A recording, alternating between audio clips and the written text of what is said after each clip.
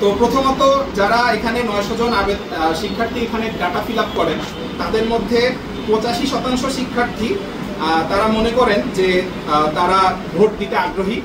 এর বাইরে 13% বলেন যে তারা সিদ্ধান্তহীনতায় আছেন এবং 2% না ভোট বলেন যে তারা এখনো ভোট দিতে চাচ্ছেন না।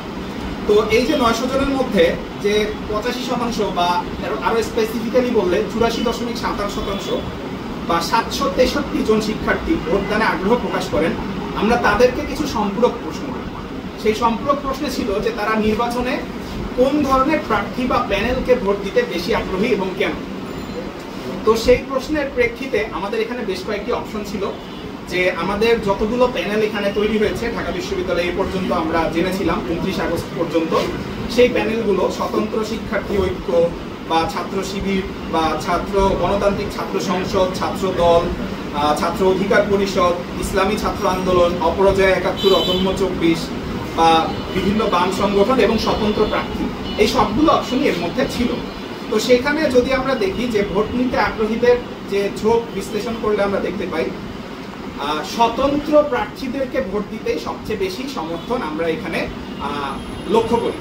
যে দেখা যায় যে 798 জন শিক্ষার্থীর মধ্যে 310 জন অর্থাৎ 38.85% শিক্ষার্থী স্বতন্ত্র প্রার্থীদেরকে ভোট দেওয়ার ইচ্ছা পোষণ করেন।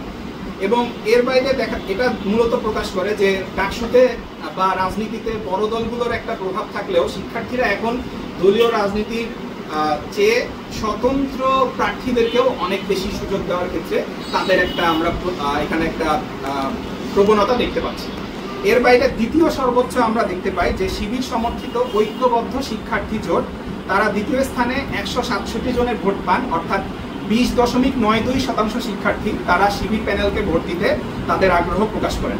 তৃতীয় স্থানে আমরা ছাত্র দল অর্থাৎ 131 জন শিক্ষার্থীর 16.42% আমরা ছাত্র দলকে তারা ভোট দিয়েছেন বা তাদেরকে তারা প্যানেলকে আশাবাদ ব্যক্ত করেন। এর বাইরে চতুর্থ স্থানে আমরা উমামা ফাতেমার নেতৃত্বাধীন স্বতন্ত্র শিক্ষার্থী ঐক্য, তাদেরকে পাই, সেখানে 47 জন ভোট দিয়েছেন, 5.89%। এর বাইরে পঞ্চম স্থানে রয়েছে গণতান্ত্রিক ছাত্র সংসদ, তাদের 38 জন শিক্ষার্থী এখানে ভোট দেয় এবং 4.76%। এর বাইরে ছাত্র অধিকার পরিষদ 2.2%, সমন্বিত শিক্ষার্থী সংসদ 1.6% এবং অন্যান্য প্যানেলসমূহ অবশিষ্ট 9.36% সমর্থন লাভ করে। আমরা আলাদাভাবে কোনো ভিপি, জিএস বা এজিএস নিয়ে কোনো প্রশ্ন রাখিনি, কারণ আমাদের কাছে মনে হয়েছে এটা শিক্ষার্থীদের একান্ত ব্যক্তিগত বা গোপনীয় তথ্য, আমরা এতটাও জানতে চাই না বা এই জিনিসগুলো আমাদের রিসার্চ এথিক্সের সাথে চাই। এই চিন্তা করে আমরা শুধু প্যানেল বা প্রার্থীদের ভোট সম্পর্কেই জানতে